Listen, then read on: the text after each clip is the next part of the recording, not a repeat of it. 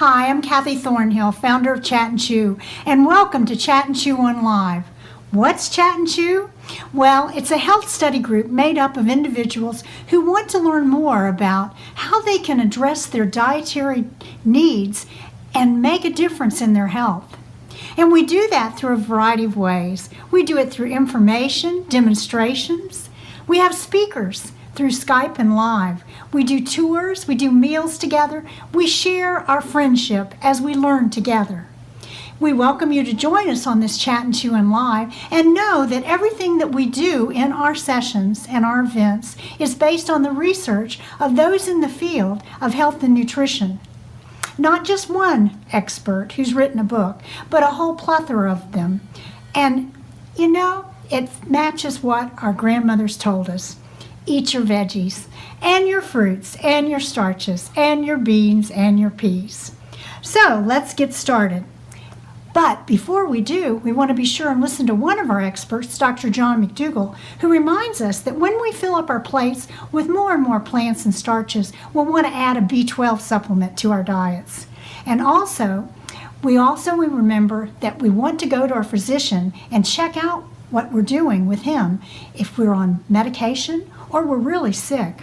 In fact, it doesn't hurt to go to your health provider. She needs to be alert to what we're doing when we change our exercise program, so why not with our health? Let's get started. Our topic today is how do we change our plate to reduce our risk of cancer?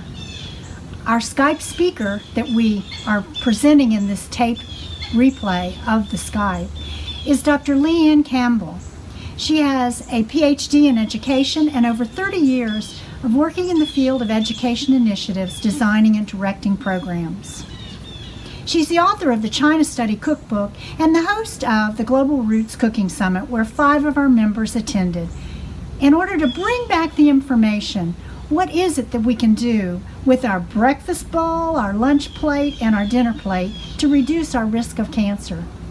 So we invite you to join this Skype, but remind you it has a companion piece that goes with it. This meeting of October the 13th, 2016, also contained a Skype with Dr. Colin Campbell, and you may want to go back and take a look at that because he discusses his research and answers questions from the audience about that research. You can find a link to that Skype taped replay below. But let's get started now at the Global Roots Cooking Summit and learn more from LeAnne in a question and answer, as well as some tidbits that the 5 members bring to you.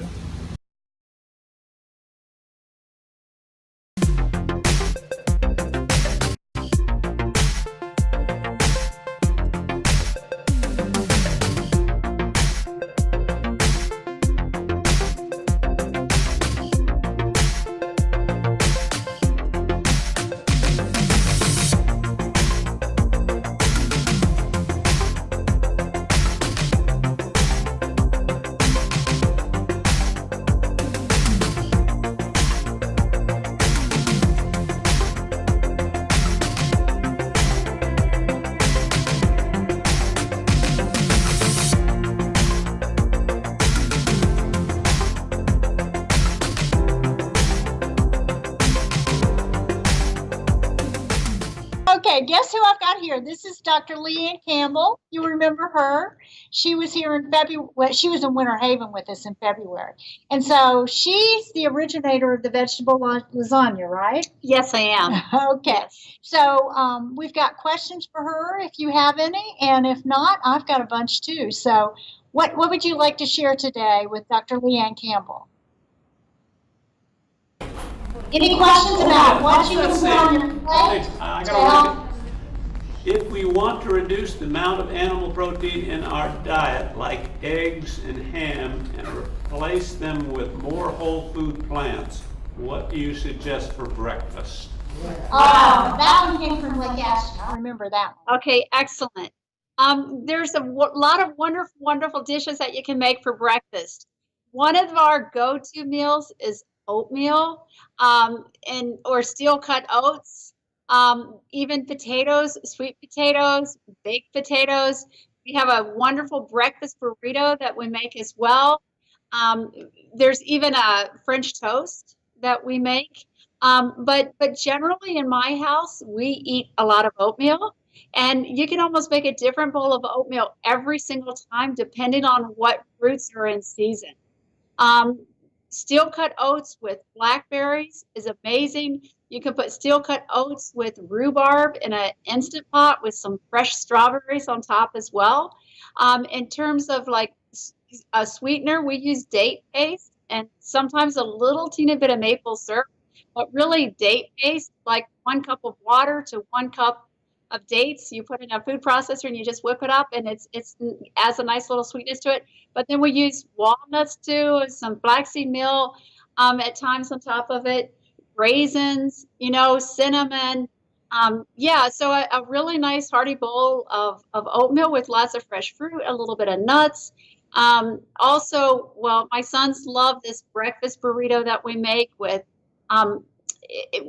actually potatoes, like a curried potato. It's a little bit more savory, black beans and a scrambled tofu and a little bit of salsa, and it's really good. That recipe is in the cookbook.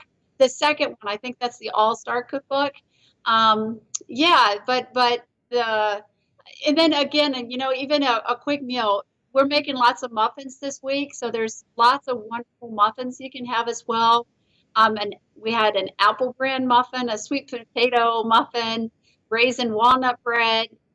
There's so many quick breads that you can make where you don't use any dairy and you don't use any eggs. You use flaxseed meal in place of the eggs.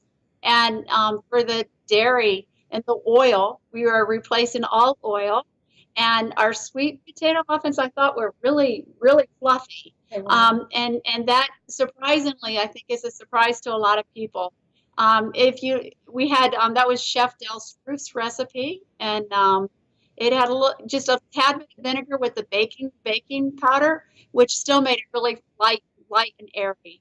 So, yeah, a lot of information for one. Wow. One thing I want to tell you about is sometimes in recipes you'll get for plant-based, you'll see the words flax eggs. Tell them what flax eggs are. Yeah, it's basically ground flaxseed meal. You can buy the flax seeds still whole, or you can buy it already ground. If it's whole, you need to ground it, and then it's 2 tablespoons, 1 tablespoon of water. Okay. And then you mix it up, you whip it up, and you put that in place of 1 egg. And that has the same effect as adding an egg to it. And I've done that, and it looks just like an egg. It's just like when you break an egg and put it in a bowl, and it acts like one too. So that's one thing. And it tastes really good in the end when you're done with the muffins. Okay. Now, did you really teach Kat how to make tempeh? And is she going to cook me any? he wanted to know about the tempeh. Yeah, actually, the class yesterday, she learned how to make seitan, a chicken flavored. But that's good for the those who are transitioning to this kind of lifestyle. It sort of has still of a meaty taste to it.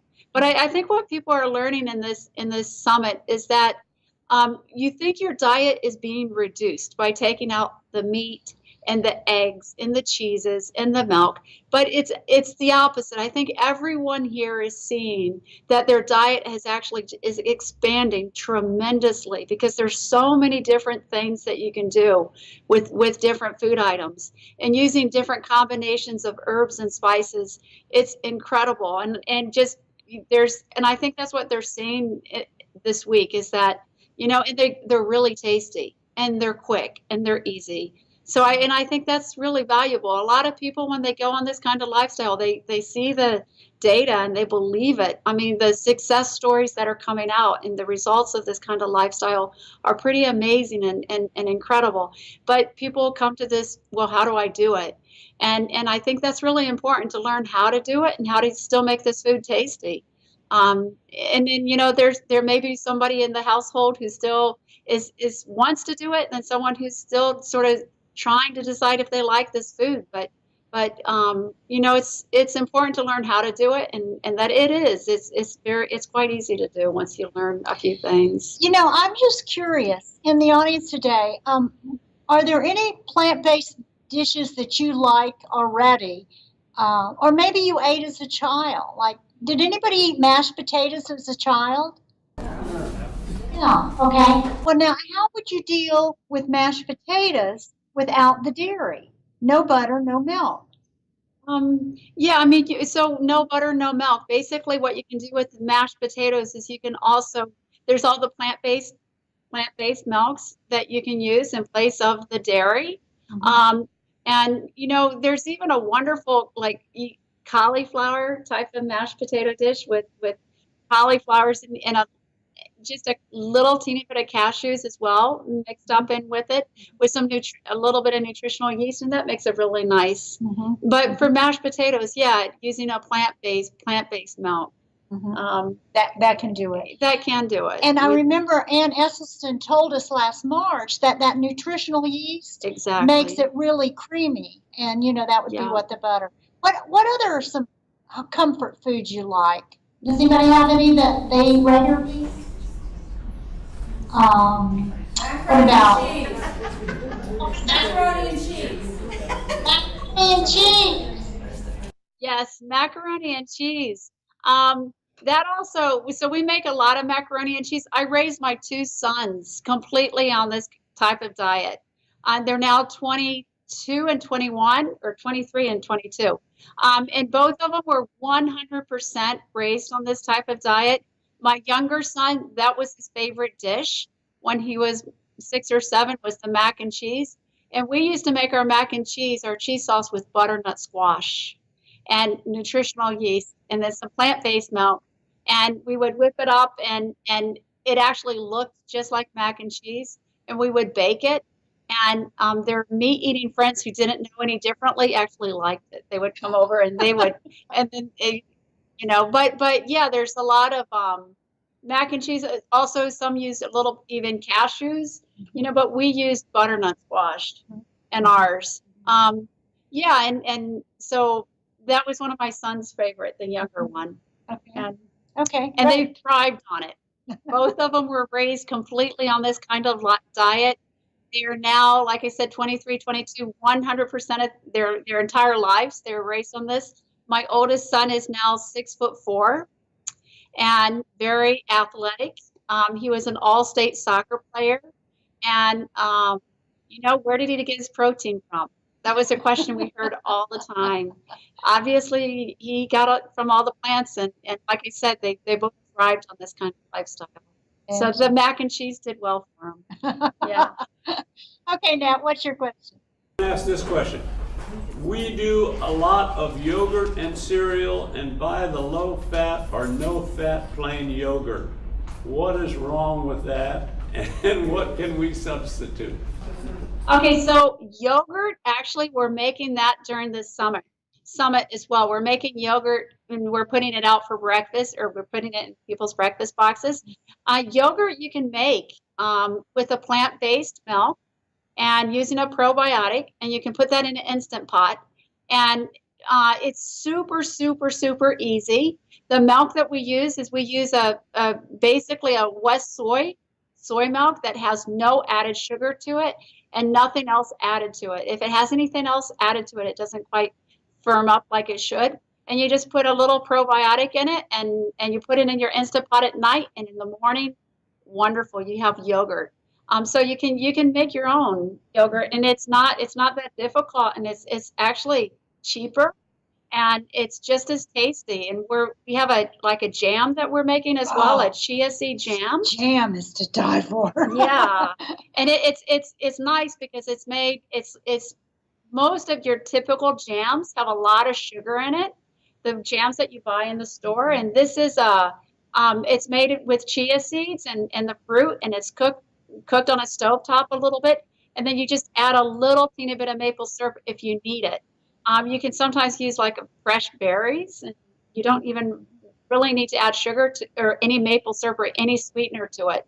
But during the summer, we're adding just a little teeny bit of maple syrup to that when I say a little teeny bit, it's like no more than like a tablespoon per 2 cups of fruit. Okay. And you can take that and you can mix it up with the yogurt and add a little bit of granola to it, and voila, it's tastes just as good, all plant-based, and it's good. And that's what I had for breakfast. I fixed my sweet potato and I cut it into nickels, and I picked up the sweet potato and took a bit of that jam and spread it on top. Oh, it was wonderful. But now I want to check, how much chia seed do we put like in a bag of frozen strawberries? Okay, good. So for every 2 cups of frozen berries, strawberries or blueberries, blackberries, whatever it is, it's 2 tablespoons of chia seeds. And then you actually put it on the stove top, and you heat it up until it starts bubbling a little bit.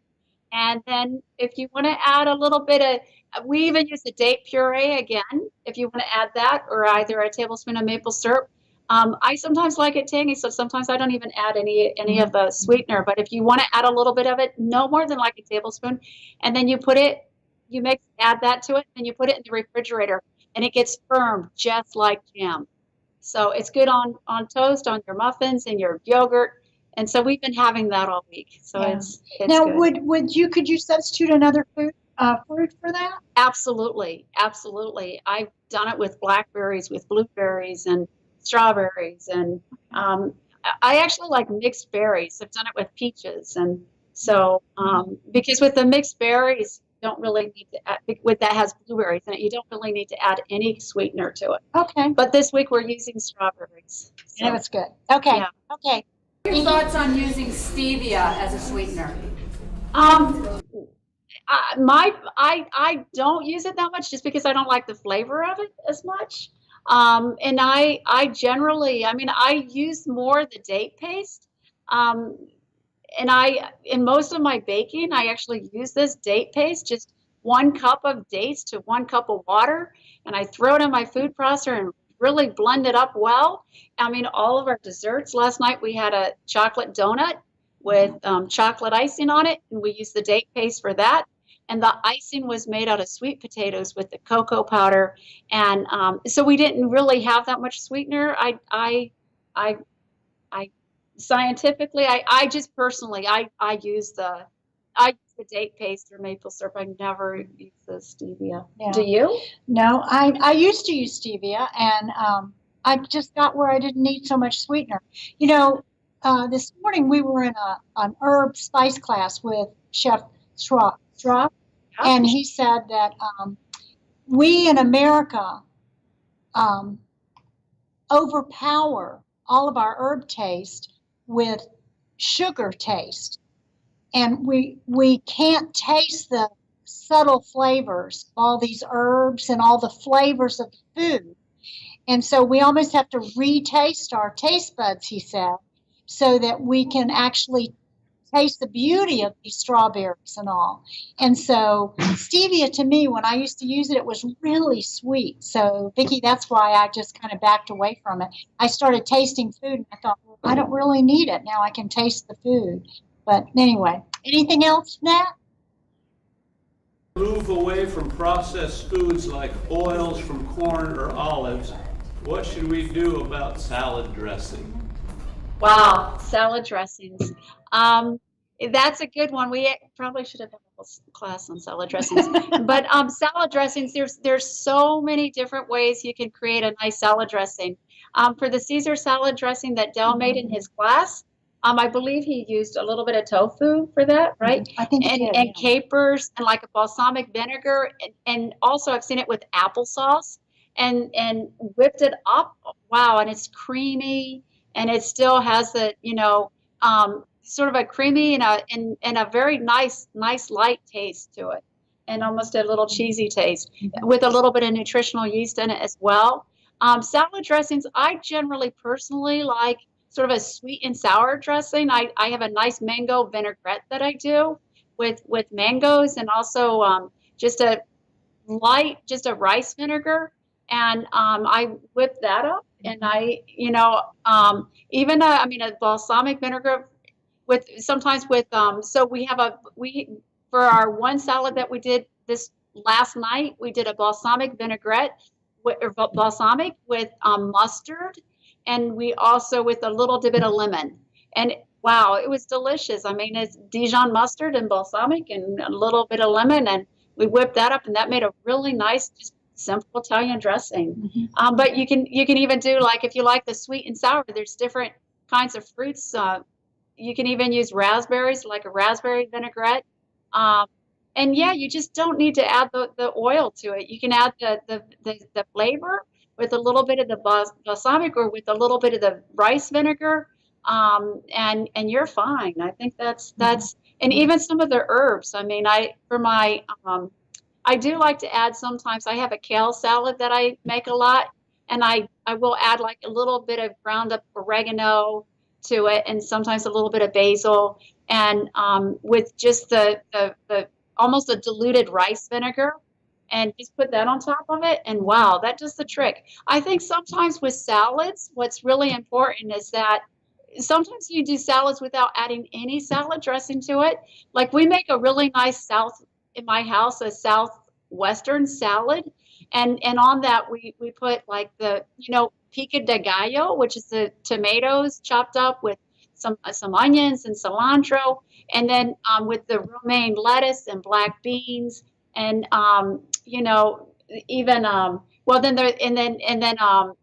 corn we add to that as well. And we do baked chips tortilla chips that we bake up, and you just crumble it up and you put that in it. And my sons, they like it plain, actually, without any salad dressing on it. So it depends on what. Roasted veggies on top of the salad. You don't need any salad dressing with that either. But if you do want to add to, a salad dressing to like a roasted veggies spinach salad, like a lemon tahini type of thing, is really good. I mean, not a lot of tahini, but a little teeny tea. But you can just take lemon juice and sunflower seeds and grind that up and put on top of it. But I know you all use lots of balsamic vinegar, it seems like. Yeah. But there's different combinations. The oil, it tastes really good. Yeah, in fact, we should have the Olive Tap will come back again next year, and we'll bring some infused vinegars. Okay, so it's time for us to finish up, and we thank you all for. LeAnne's getting hungry, and so am I. We've been talking about food. Thank you all for coming, and we really appreciate your help.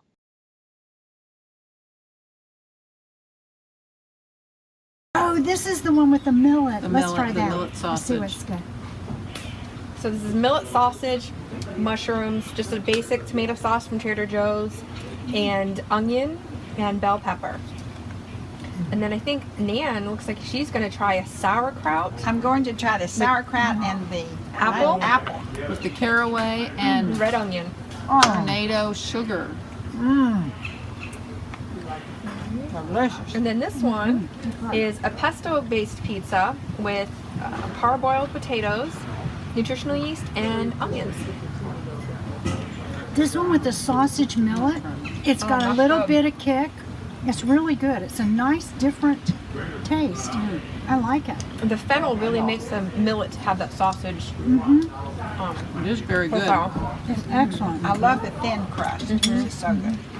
Has anybody done the apple one? Nan did it. Did you like that? And this is just a basic salad with a Caesar dressing, which is absolutely fantastic. Beans, capers, tahini, lemon. I think that was it. I didn't make it, so. Okay, and the one that has the sauerkraut and the apples, that one will have the recipe on a polenta crust. So that'll be interesting too. This is a gluten-free, and then some of the other pieces have whole wheat. So we'll have all three of them available. I like them. It's good. Fantastic. Good work, ladies. Good taste. The We pesto is recommend. wonderful. We do. We'll bring it home. Thanks so much. Everybody can make All right, say goodbye to the camera. Bye-bye. Bye-bye.